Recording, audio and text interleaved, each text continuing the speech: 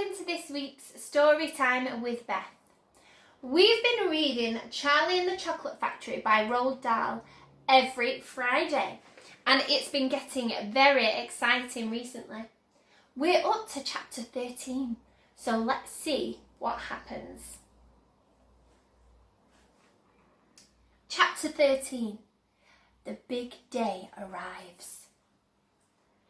The sun was shining brightly on the morning of the big day, but the ground was still white with snow, and the air was very cold. Outside the gates of Wonka's factory, enormous crowds of people had gathered to watch the 5 lucky ticket holders going in. The excitement was tremendous. It was just before 10 o'clock. The crowds were pushing and shouting, and policemen with arms linked were trying to hold them back from the gates. Right beside the gates, in a small group that was carefully shielded from the crowds by the police, stood the 5 famous children, together with the grown-ups who had come with them. The tall, bony figure of Grandpa Joe could be seen standing quietly among them, and beside him, holding tightly onto his hand, was little Charlie Bucket himself. All the children, except Charlie, had both their mothers and fathers with them, and it was a good thing that they had, otherwise the whole party might have got out of hand. They were so eager to get going that their parents were having to hold them back by force to prevent them from climbing over the gates. "Be patient," cried the fathers. "Be still, it's not your time yet. It's not 10 o'clock. Behind him, Charlie Bucket could hear the shouts of the people in the crowd as they pushed and fought to get a glimpse of the famous children. "There's Violet Beauregard," he heard someone shouting. "That's her all right. I can remember her face from the newspapers." "And you know what?" somebody else shouted back. "She's still chewing that dreadful old piece of gum she's had for 3 months. You look at her jaws.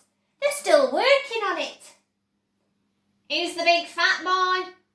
"That's Augustus Gloop." "So it is. Enormous, isn't he?" "Fantastic." "Who's the kid with the picture of the Lone Ranger stenciled on his wind cheater?" "That's Mike TV. He's the television fiend." "He must be crazy. Look at all those toy pistols he's got hanging all over him." "The one I want to see is Veruca Salt," shouted another voice in the crowd.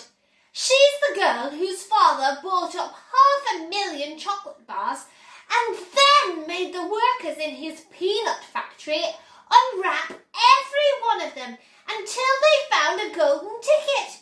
He gives her anything she wants. Absolutely anything. She only has to start screaming for it and she gets it. Dreadful, isn't it? Shocking, I call it." "Which one do you think is her?" "That one, over there on the left. The little girl in the silver mink coat." "Which one is Charlie Bucket?" "Charlie Bucket? He must be that skinny little shrimp standing beside the old fellow who looks like a skeleton. Very close to us, just there. See him?" "Why hasn't he got a coat on in this cold weather?" "Don't ask me. Maybe he can't afford to buy one." "Goodness me, he must be freezing." Charlie, standing only a few paces away from the speaker, gave Grandpa Joe's hand a squeeze, and the old man looked down at Charlie and smiled. Somewhere in the distance, a church clock began striking 10. Very slowly, with a loud creaking of rusty hinges, the great iron gates of the factory began to swing open. The crowd became suddenly silent. The children stopped jumping about. All eyes were fixed upon the gates.